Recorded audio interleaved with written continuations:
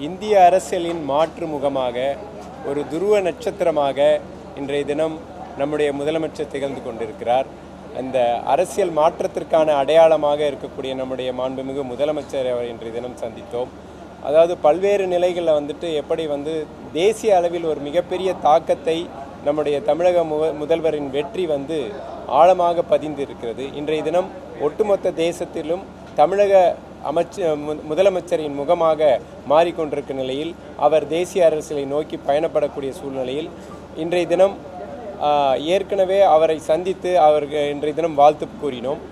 அது மட்டுமல்லாது அடுத்த நிலையிலும் தேசிய அரசியல் முகமாக அவர் பயணிக்க வேண்டும் என்ற ஒரு கோரிக்கையும் அவரிடம் வைத்திருந்தோம்.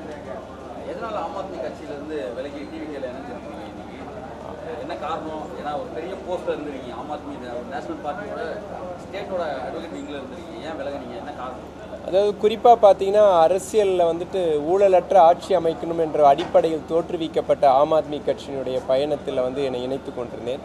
இப்போ அதனுடைய தொடர்ச்சியாக நீட்சியாக இன்றைய தினம் அந்த அரசியல் மாற்றத்தையும் இந்திய அளவில் பிரதிபலிக்கக்கூடிய வகையிலே நம்முடைய முதல்வருடைய செயல்பாடுகள் பணிகள் மக்களுக்கு மிகப்பெரிய நம்பிக்கையும் ஆக சிறந்த ஒரு நம்பிக்கையை உருவாக்கியிருக்கிறது. இன்றைய தினம் கடந்த 3 மாத ஆட்சியில் பார்த்தீங்கன்னா இந்த ஊழலற்ற ஆட்சியை முன்னெடுத்து பல்வேறு நிலைகளில் நம்முடைய முதல்வர் இந்த அரசு சிறப்பாக செயல்பட்டு கொண்டிருக்கிறது. அது மட்டுமல்லாது சமூக நீதி, பெண்கள் பாதுகாப்பு, அப்புறம் மாநில சுயாட்சி, இது போன்ற பல்வேறு நிலைகளில் அவர்களுடைய செயல்பாடுகள் சிறப்பாக இருக்கிறது.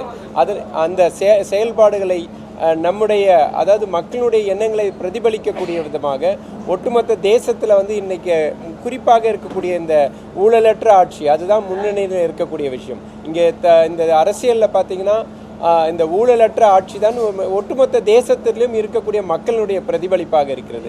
அதை ஒட்டிய பயணத்தில் நம்முடைய முதல்வர் சிறப்பாக பணியாற்றுவதாலும் அந்த சமூக நீதி, நம்முடைய மாநில சுயாட்சிக்கான முன்னுரிமைகளை கொடுத்து பெண்கள் பாதுகாப்பு, இது போன்ற விஷயங்களை முன்னெடுத்து நடத்துவதால் நான் தற்சமயம் இதில் இணைத்து கொண்டேன்.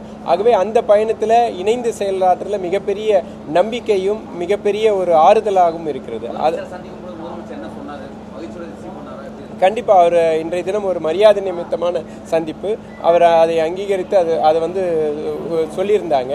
அதனால் அவரை பார்க்கும் போதே இந்த இந்திய தேசத்தின் மாற்று முகமாக அவர் இருக்கிறார். அந்த நம்பிக்கை நம்மக்கிட்ட இருக்குது. அதை உறுதிப்படுத்தும் விதமாக இந்த சந்திப்பு இருந்தது. ஆகவே அந்த பயணத்தில் என்னை இணைத்துக் கொண்டேன். பிளே ஸ்டோர் மற்றும் ஆப் ஸ்டோரில் இருந்து பாலிமர் செயலியை QR கோடு மூலம் பதிவிறக்கம் செய்யுங்கள். செய்திகளை உடனுக்குடன் பெறுங்கள்.